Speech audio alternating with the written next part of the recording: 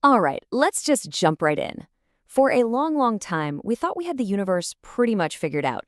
But there's this one tiny disagreement, and it's starting to look like it could unravel everything we know about cosmology. Yeah, we're talking about the crisis of cosmic expansion. You hear a quote like that, and it sends a little shiver down your spine, right? The universe is starting to misbehave badly. It sounds dramatic, I know, but it really captures how cosmologists are feeling right now. It's like this perfect, beautiful picture we had of the cosmos well, it's starting to crack. So, okay, this crack, what is it? For ages, our standard model of the universe, it seemed just about perfect. It was elegant, it made predictions, and every time we pointed our telescopes to the sky, what we saw just seemed to confirm it over and over again. It was kind of like having a puzzle where every single piece just clicks into place, you know? We could explain the Big Bang, how galaxies form, even that faint glow from the beginning of time, the cosmic microwave background. It was this amazing golden age of, well, cosmological calm, I guess. But here's the thing. Our instruments, they got better. A lot better. Our measurements became unbelievably precise. And those little smudges in the data, the ones everyone kind of brushed off as rounding errors, they didn't go away. Nope. They got bigger, more obvious. It became clear that the puzzle pieces, they don't actually fit. Not anymore. And that brings us right to the heart of this whole mystery. It all comes down to one seemingly simple question. How fast is the universe expanding? And the big problem, is that the universe is giving us two different answers. And I love how this is framed. Just think about it like you're in a car, okay? We have one method, let's call it the cosmic speedometer.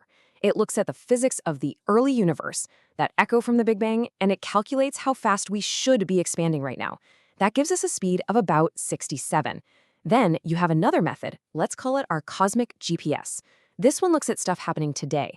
It measures the speeds of stars and galaxies in the modern universe, and its answer? 73. And look, these numbers, they have to be the same, but they aren't. And that difference is what's causing all the trouble. So naturally, the first thing everyone thought was, okay, our instruments must be broken, right? Something's got to be wrong with the measurements. And for years, scientists on both sides have just torn their experiments apart. They've double-checked, triple-checked their math. They've looked for any possible mistake. And they found nothing.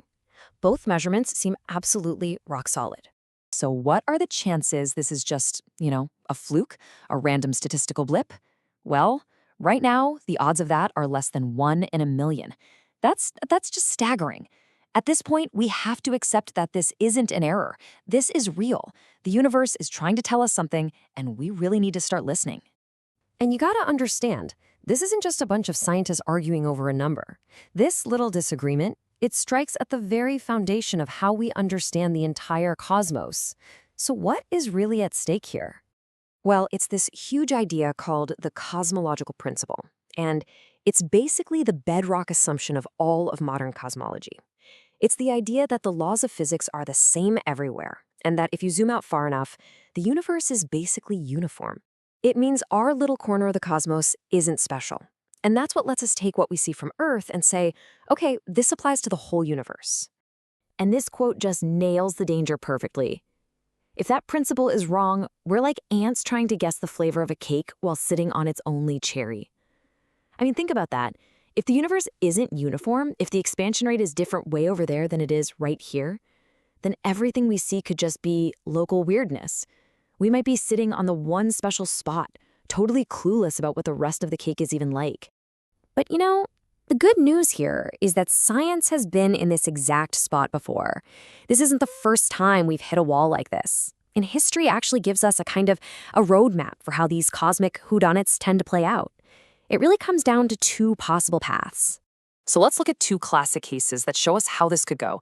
Back in the 1800s, the planet Uranus wasn't moving the way it was supposed to. So did they throw out Newton's laws of gravity? Nope. They said, maybe there's a missing piece, another planet we can't see. And they looked, and bam, they found Neptune. That's the Neptune scenario. But then, decades later, Mercury's orbit was also acting weird. And this time, there wasn't a missing planet. The solution was to change the rules themselves. That's what led to Einstein and general relativity, a whole new way of understanding physics. And that right there is the billion-dollar question for every physicist today. which moment are we in right now? Are we just missing some new particle or energy field, a cosmic Neptune? Or do we need a revolution, a new theory of everything, a cosmic Mercury moment?